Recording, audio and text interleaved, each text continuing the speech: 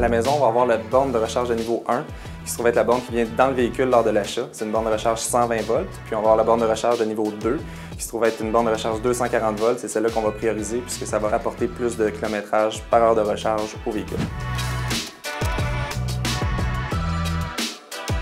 Si on compare la borne de recharge de niveau 1 à la niveau 2, niveau 1, on va avoir environ 6 km par heure de recharge, tandis que si on tombe sur la niveau 2, dépendamment de la puissance de la borne, on va varier entre 40 et 60 km par heure de recharge. Non, en fait, il va y avoir plusieurs différences, soit au niveau de la puissance principalement. Les bornes de recharge vont varier entre 30 et 50 ampères de puissance. Ensuite, on va avoir différents caissons, soit en plastique, en aluminium. Le câble est plus souple sur certaines bornes que d'autres. Également, il va y avoir certaines fonctionnalités au niveau des applications Wi-Fi, donc applications mobiles sur le téléphone. C'est ce qui va différencier en gros les bornes de recharge.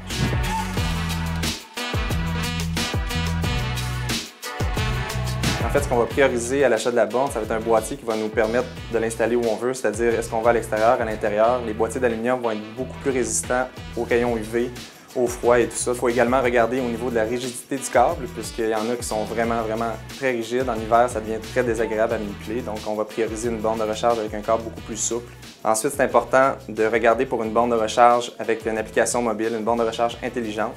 Ça va nous permettre d'avoir accès à du partage de puissance sur la borne.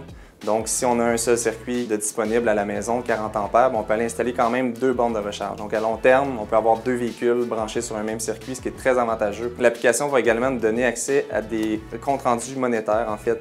Notre consommation électrique, combien ça coûte faire fonctionner notre véhicule électrique, c'est souvent la question qu'on va se poser. Puis, on va avoir le contrôle d'accès qui va nous permettre en fait de limiter l'accès à la borne de recharge. Avec l'application mobile, on vient simplement démarrer la recharge, on branche le véhicule et ça fonctionne.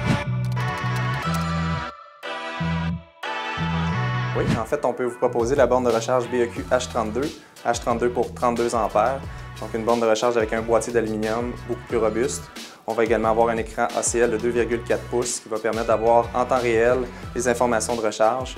On a un câble de 25 pieds, hyper souple aussi. Porte-pistolet, porte-câble directement sur la borne. Puis la borne de recharge est munie d'une application mobile qui va nous permettre d'avoir accès à du partage de puissance comme on l'a mentionné plus tôt.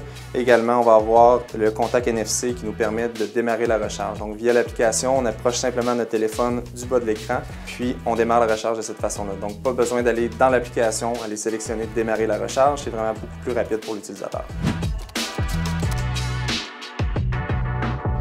On offre également sur le site web la possibilité de faire un projet clé en main, donc demande de soumission directement en ligne sur le site. Vous pouvez procéder à l'achat de l'installation et de la borne de recharge simultanément.